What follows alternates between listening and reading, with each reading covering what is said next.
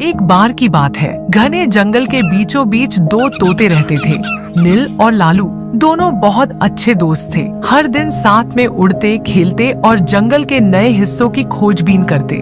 उनकी दुनिया अपने जंगल तक ही सीमित थी और वे इससे खुश थे। लेकिन एक दिन जंगल में एक अजीब सी खबर फैली। सभी पक्षी इस बारे में बातें कर रहे थे। कहा जाता था कि जंगल से बहुत दूर एक टापू पर एक पुराना पीर रहता है जो हर किसी की इच्छा पूरी कर सकता है। यह खबर सुनते ही नील ने लालू को कहा, लालू सोचो, अगर हम वहाँ पहुँच गए तो हम अपनी कोई भी इच्छा मांग सकते हैं। हम जो चाहें वो मिल सकता है। लालू, जो नील से थोड़ा ज्यादा समझदार था, उसने कहा, लेकिन क्या यह सच है? और मान लो अगर सच है भी तो वहाँ तक जाना आसान नहीं होगा। टापू बहुत दूर है और रास्ता खतरनाक भी हो सकता है। नील जोश में था। उसे यह सब किसी रोमांचक यात्रा जैसा लग रहा था। नील, हमने पहले भी मुश्किल सफर किए हैं, ये भी कर लेंगे। अगर ये सच हुआ तो हमारी किस्मत बदल जाएगी। कोशिश करनी चाहिए। आखिरकार लालू भी तैयार हो गया।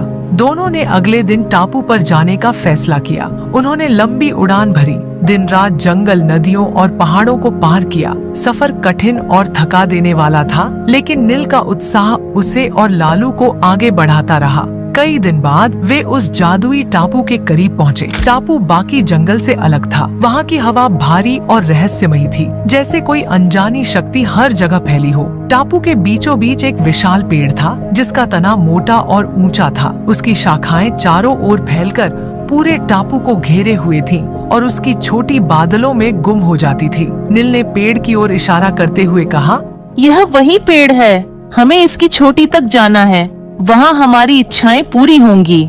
लालू ने डरते हुए कहा, यह पेड़ बहुत खतरनाक लग रहा है। अगर कुछ गलत हो गया तो क्या होगा?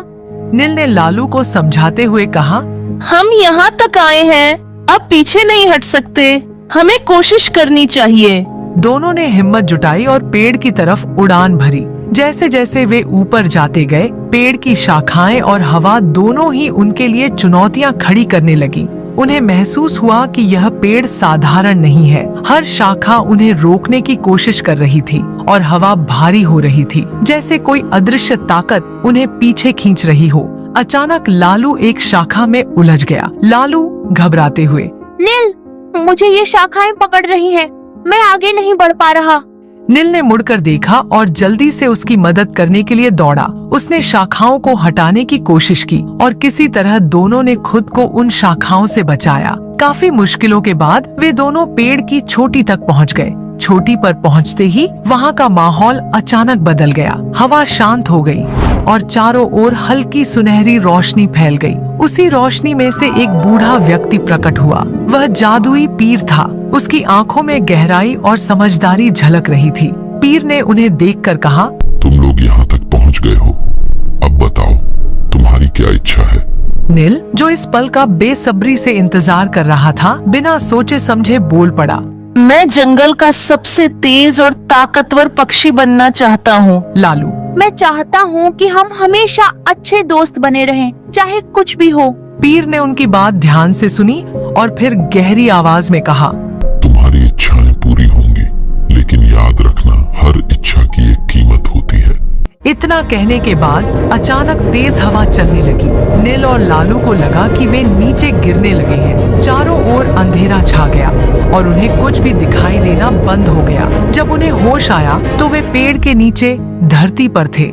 नील ने खुद को देखा। उसे महसूस हुआ कि वह सच में पहले से ज्यादा तेज और ताकतवर हो गया था। उसकी उड़ान पहले से अधिक तेज थी और उसकी मांसपेशियां मजबूत थीं, लेकिन उसे अंदर से कुछ अजीब सा महसूस हो रहा था, जैसे कुछ खाली हो गया हो।